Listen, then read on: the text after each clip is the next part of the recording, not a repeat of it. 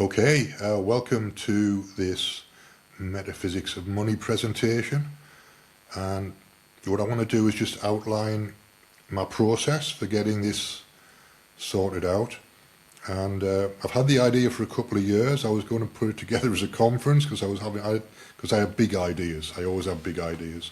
So it was going to be a conference, a one-day conference. What it's actually turned into is a 2-hour philosophy seminar. So all I'm responsible for is a 15-minute introduction, which is going to be a synthesis of William James, Napoleon Hill and Neville Goddard and the New Thought movement. So that's the place that I'm starting. So it includes Thomas Troward as well. Basic principle is mind is the source of just about everything. So I'm being pragmatic about this, I'm being practical about this, so that's where the William James piece comes in. But it's also an idealist position, it's a neutral monist position. So ideas of feeding down from consciousness, assumptions in consciousness feed down into assumptions about personality and identity. Those perceptions about identity and personality interact with the physical world, and that interaction and the action that follows manifests the result in the physical world. So that's the sequence. So it's philosophy or spiritual assumptions, mental assumptions, emotional assumptions, or having a chief aim, having a singular chief aim,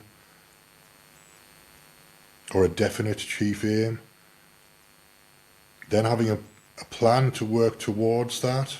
So a business plan that will produce a profit is the thing that's required at the end. You can't just have a definite chief aim without a business plan and a business model that will produce a profit, because it won't work.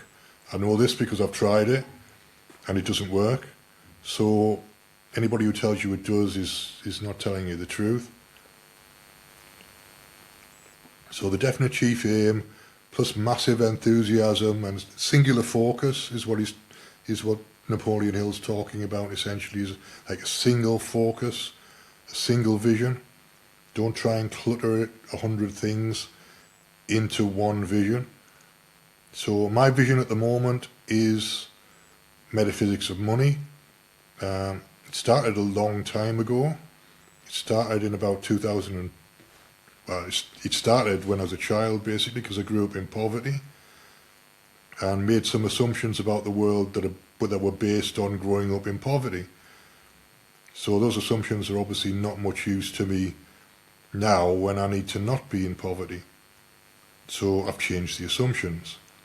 I've changed the assumptions at a philosophical level.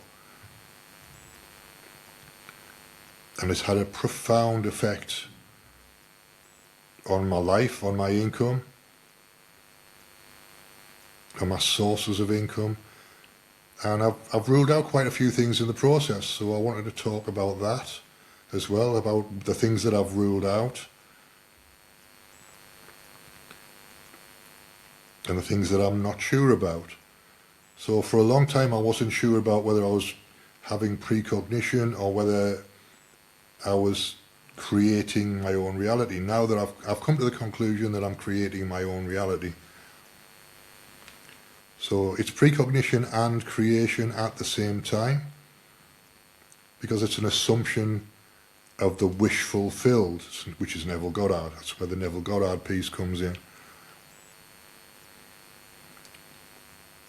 So I need biographies of William James, or William James, yeah, Napoleon Hill and Neville Goddard. We'll stick with those for the time being, because those will do as a basis. I don't want to throw too many people in. So 3 people's enough to get started with.